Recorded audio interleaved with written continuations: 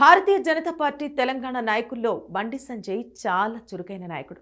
ఆయన పార్టీ రాష్ట్ర అధ్యక్షుడైన తర్వాత బీజేపీలో స్పీడ్ పెరిగింది. అవగాహన, ఆలోచన, ఆవేశపూరితమైన ప్రసంగాలతో పార్టీలో అందరినీ ఆకట్టుకోవడమే కాక తెలంగాణ ప్రజల్లో బీజేపీకి పట్టు సాధించారు. పార్టీని పరుగులు తీయించారు. వందలాది కిలోమీటర్లు పాదయాత్రలు చేసి ప్రజలకు చేరువయ్యారు.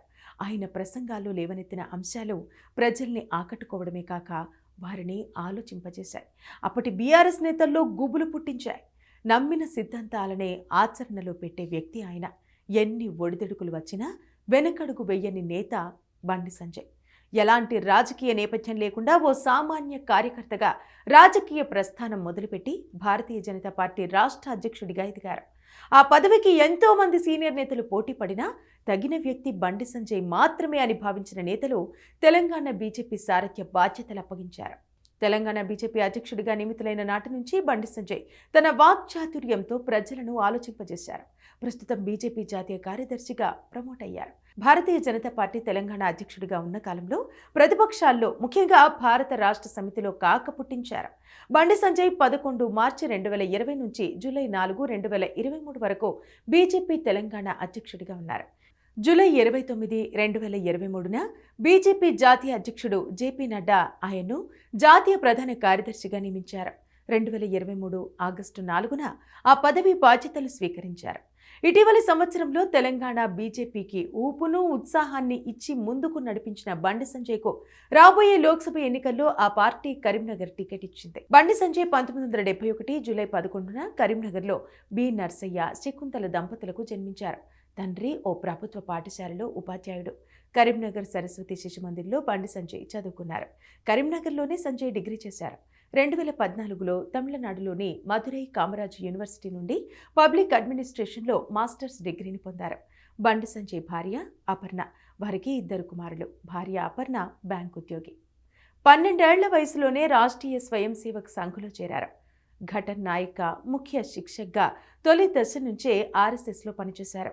అలాగే అఖిల భారత విద్యార్థి పరిషత్తు సన్నిహిత సంబంధాలున్నాయి. ఏబీవీపీలో అంచెలంచెలుగా ఎదిగారు. కేరళలో జాతీయ కార్యదర్శిగా, తమిళనాడు ఇన్ఛార్జిగా చేశారు. దాదాపు 20 ఏళ్ల కిందటే బండి సంజయ్ రాజకీయాల్లోకి ఎంటర్ అయ్యారు. 2005లో కరీంనగర్ 48వ డివిజన్ మున్సిపల్ కార్పొరేటర్గా ఎన్నికయ్యారు. 2014, 2018లో రాష్ట్ర అసెంబ్లీ ఎన్నికల్లో బీజేపీ తన అభ్యర్థిగా కూడా ఆయన్ను నిలబెట్టింది. 2 సార్లు కరీంనగర్ స్థానానికి పోటీ చేశారు. అయితే అతను 2 ఎన్నికల్లో విఫలమయ్యారు. గంగుల కమలాకర్ చేతిలో ఓడిపోయారు. 2019లో లోక్సభకు జరిగిన ఎన్నికల్లో బండి సంజయ్కు బీజేపీ కరీంనగర్ టికెట్ ఇచ్చింది. ఆ ఎన్నికల్లో తెలంగాణ రాష్ట్ర సమితి అభ్యర్థి బి వినోద్ కుమార్ పైన, కాంగ్రెస్ అభ్యర్థి పొన్నం ప్రభాకర్ పైన పోటీ చేసి 89,508 ఓట్ల తేడాతో ఎన్నికయ్యారు. ఈ విజయానికి ప్రధానంగా 2 అంశాలు పనిచేశాయి. ఇక మొదటి కారణం తెలంగాణలో అంతవరకు బీజేపీకి చెప్పుకోదగ్గ బలం లేకపోవడం.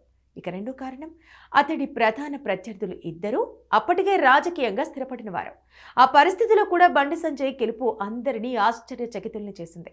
బండి సంజయ్ కరీంనగర్ నుంచి లోక్సభకు ఎన్నికైన తర్వాత సభలో తెలంగాణ బీజేపీ సభ్యుల సంఖ్య పెరిగింది. 2019 నుండి కరీంనగర్ లోక్సభ నియోజకవర్గానికి ప్రాతినిధ్యం వహిస్తున్నారు. బండి సంజయ్ను నిరంతర యాత్రికుడనే అనుకోవచ్చు. పాదయాత్రలతో, విజయ సంకల్ప సభలతో ఆయన ప్రజలకు బాగా దగ్గరవుతున్నారు. ఆయన పాదయాత్రలకు విశేష స్పందన లభించింది. ఈ పాదయాత్రల ఆలోచన ఇప్పటిది కాదు. 1996లో బీజేపీ సీనియర్ నాయకుడు ఎల్కే అద్వానీ సూరత్ రథయాత్ర చేపట్టినప్పుడు బండి సంజయ్ దేశం అంతటా 35 రోజుల పాటు ప్రచారం చేశారు. ఇది బండి పాదయాత్రల్లో సుదీర్ఘమైంది. విశేషంగా చెప్పుకోదగ్గది ప్రజా సంగ్రామ యాత్ర. ఈ యాత్ర 5 విడతలుగా సాగింది. ఈ పాదయాత్ర 83 రోజుల పాటు సాగింది. 5 విడతల్లో 1000 కిలోమీటర్లకు పైగా సాగింది. బండి సంజయ్ తెలంగాణలో పలు నియోజకవర్గాల మీదుగా సాగిన ఈ పాదయాత్రలో కరీంనగర్ ఎంపీ ప్రజలతో మాట్లాడారు. వారి సమస్యల్ని ప్రత్యక్షంగా తెలుసుకున్నారు. ఇక మొదటి విడత 2022 ఆగస్టు 28న హైదరాబాద్ పాతబస్తీలోని భాగ్యలక్ష్మి అమ్మవారి ఆలయం నుంచి ప్రారంభమైన పాదయాత్ర 36 రోజులు సాగింది. 9 జిల్లాల్లో 19 అసెంబ్లీ నియోజకవర్గాలు, 6 లోక్సభ నియోజకవర్గాల పరిధిలో 438 కిలోమీటర్లు పాదయాత్ర చేశారు సంజయ్. అక్టోబర్ 2న హుస్నాబాద్లో ముగిసింది. 2వ విడత ఏప్రిల్ 14న అంబేద్కర్ జయంతి రోజు అలంపూర్ జోగులాంబ ఆలయం వద్ద ప్రారంభమై 31 రోజులు సాగి మే 14న రంగారెడ్డి జిల్లా తుక్కుగూడలో ముగిసింది.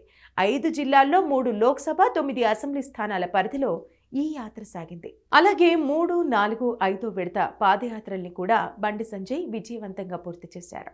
2024 ఫిబ్రవరి 10న కరీంనగర్ మహాశక్తి ఆలయంలో పూజలు చేసి తల్లి ఆశీర్వాదం తీసుకొని ప్రజాహిత పాదయాత్రకు బయలుదేరారు. తను ఏం చేయలేదని వస్తున్న విమర్శలకు సమాధానంగానే ఈ యాత్ర చేపట్టారని ఆయన స్పష్టం చేశారు. కాంగ్రెస్, బీఆర్ఎస్ తనకు సవాళ్లు విసురుతున్నారని, ముందు వాళ్లేం చేశారో చెప్పాలని డిమాండ్ చేశారు. ఈ విధంగా తన సామర్థ్యంతో ప్రజాభిమానాన్ని, బీజేపీ నాయకుల అభిమానాన్ని చూరగొన్న బండి సంజయ్ ఇప్పుడు అంటే 2024లో జరగబోయే లోక్సభ ఎన్నికల్లో కూడా కరీంనగర్ నుంచి విజయ బావుటాను ఎగరవేస్తారని, ఆయనకున్న ప్రజాదరణే గెలిపిస్తుందని అనుకుంటున్నారు.